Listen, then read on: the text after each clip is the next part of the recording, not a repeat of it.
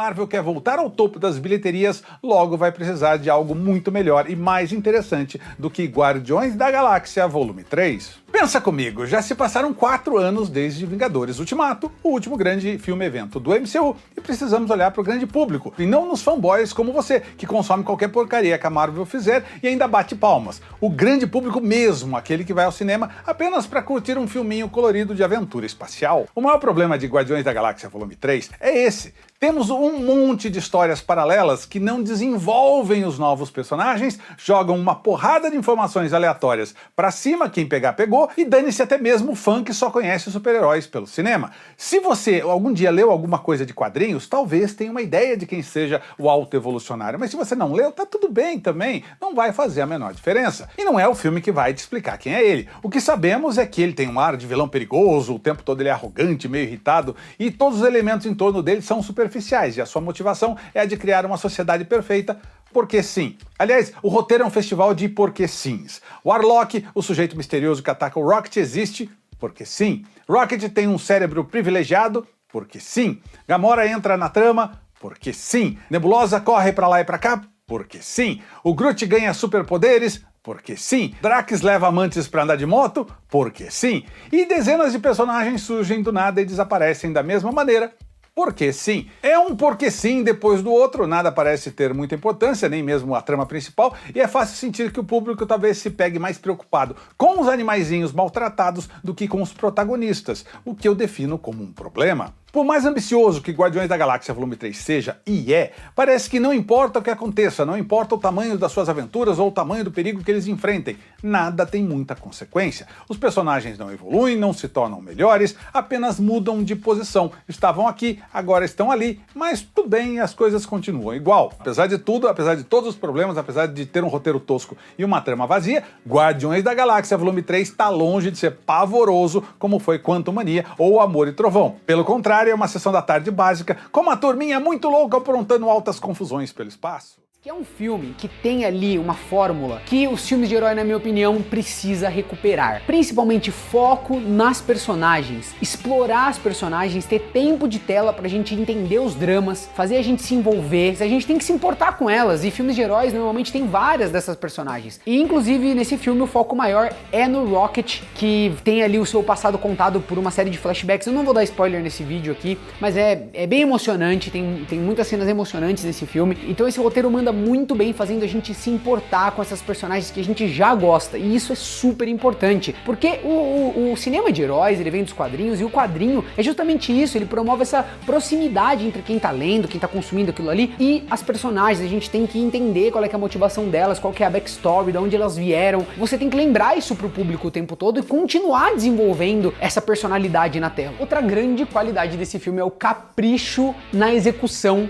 dos conceitos de ficção científica, que também é uma parte que, na minha opinião, a Marvel vem sofrendo muito. Esse último Pantera Negra, por exemplo, eu me incomodo demais com o design das naves, sabe, com a concepção, parece que tudo é feito muito rápido e é tudo meio pasteurizado, sabe, é tudo uma cópia de algo que você já viu. Guardiões da Galáxia tem uma pegada que me lembra muito Douglas Adams, assim, sabe, é isso, é de você ver alienígenas estranhos e mundos, né, que foram concebidos de formas estranhas também. Então é um filme que é inventivo o tempo todo. Quando ele introduz ali personagens diferentes, o jeito que esses personagens funcionam, ou como eles são nojentos, ou como a biologia deles funciona, é sempre intrigante, é sempre um negócio novo, um treco novo. E esse Guardiões da Galáxia 3 não é um filme espetacular, mas tudo que ele faz com carinho, com capricho, e eu acho que é esse pé no chão, é essa calma e essa sensibilidade que vai trazer bons filmes para o cinema.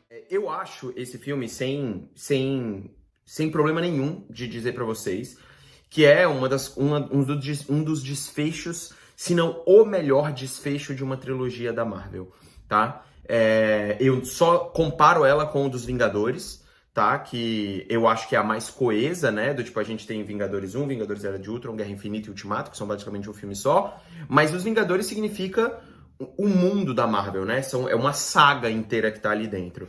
Se você pegar as outras trilogias, a trilogia do Homem de Ferro, a trilogia do Capitão América, a trilogia do Thor, a trilogia do Homem-Formiga, Guardiões da Galáxia, pra mim, é a melhor delas. O filme, como um todo, ele usa o Rocket Raccoon, né, como o centro emocional dos Guardiões. Você descobre mais sobre o passado dele e a partir disso você entende muito mais como que aqueles personagens que estão em volta dele procuraram uma família durante todos esses filmes que a gente os acompanhou, né? E é muito interessante que você ganha um significado diferente para tudo que aconteceu antes dele, mas em nenhum momento o roteiro exige que você tenha assistido absolutamente tudo.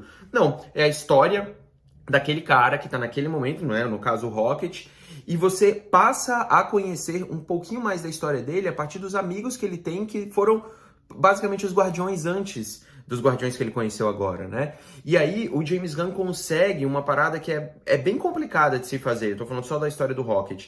Como você lida com bichinhos, como você lida com animais, ele dá uma característica meio bizarra, né, meio estranha para eles, porque eles são animais manipulados ali por ciência, por operações. E você poderia cair muito na pieguice, né? Você poderia cair muito naquela pieguice de tipo, tô mexendo com bichinhos, vou só falar da pieguice. E não, ele traz um roteiro e um texto com muito coração. Eu fiquei muito feliz com esse final, eu acho que ele é um final super digno. Acho que mostra mais uma vez que não é o gênero que tá desgastado, sabe? Não é o gênero que tá problema, o gênero de super-heróis tá desgastado e tal. Não é isso. É uma questão de história, é uma questão de roteiro, é uma questão de tempo de trabalho nos personagens.